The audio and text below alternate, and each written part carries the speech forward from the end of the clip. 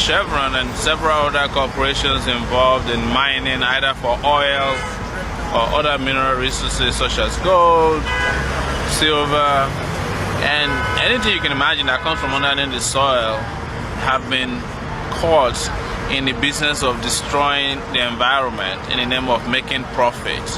And in this particular case of today, Chevron has been found culpable, at least as far as the evidence that is in the public domain is concerned, of having engaged themselves in drilling for oil in Nigeria and killing the people of the Niger Delta region of Nigeria, where all of their $5.6 billion quarterly profits comes from.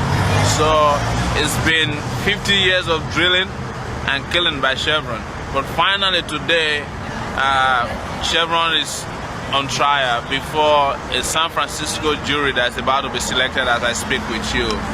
And the people of Nigeria, especially of the larger community where the atrocities by Chevron were committed, are feeling finally relieved that they are within the grasp of justice in this case.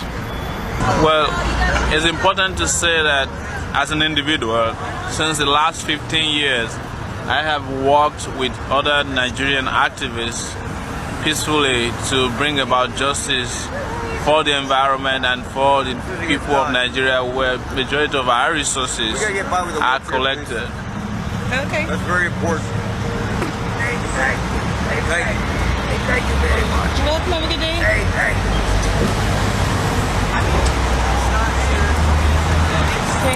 So we have worked tirelessly to bring companies like Chevron and their partners in crime, the Nigerian government, to account on the strength of the repression against the people of Nigeria that's been carried out systematically and systemically over the years.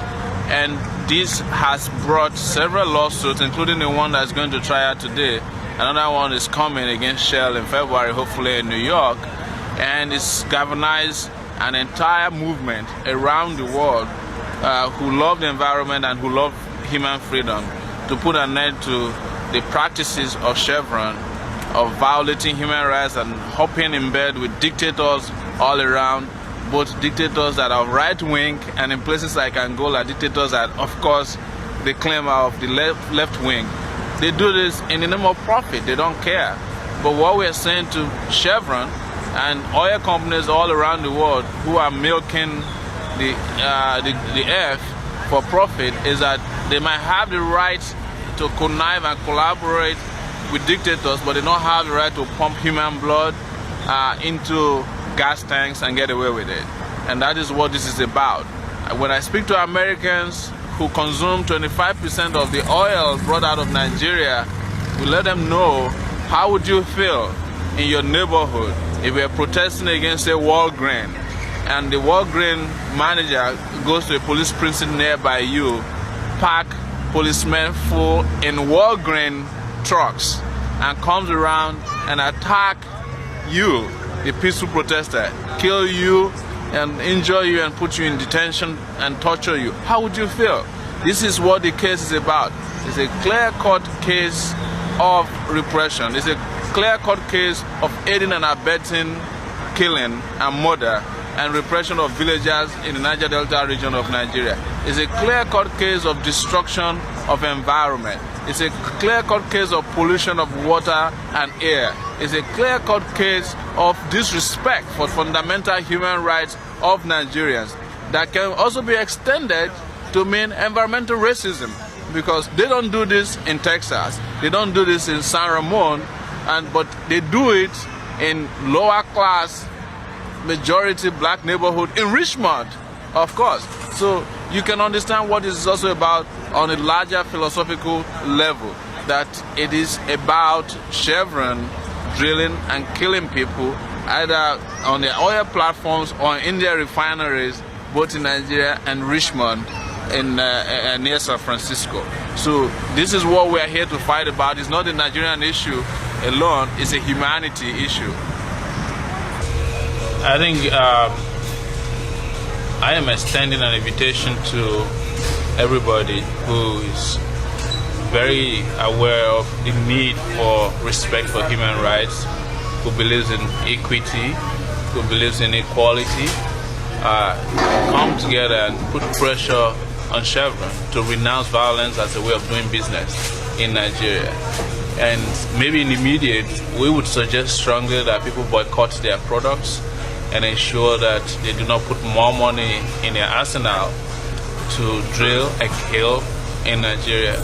We would call on students to organize around these human rights issues and to make sure that Chevron is brought to account on the strength of the collaborated efforts to kill people in Nigeria, and also, importantly, to force Chevron to clean up their act, because all they have been doing all along since they were caught, since their hand was caught in the cookie jar, was to clean up their image. It is time to clean up their act, because there's been tons of pollution that's happened.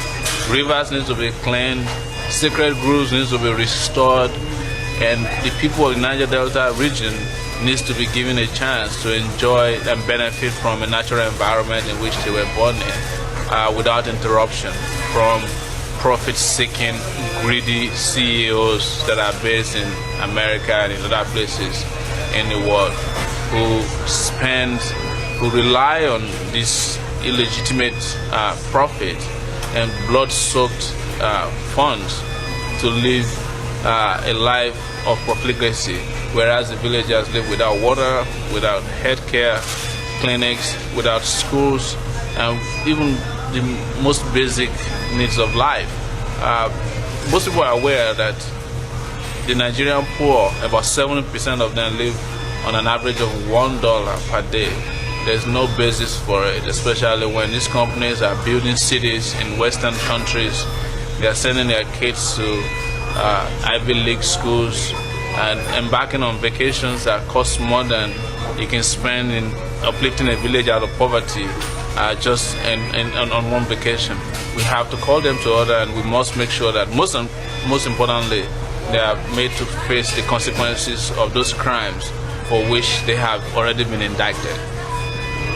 Thank you so much. Anything else?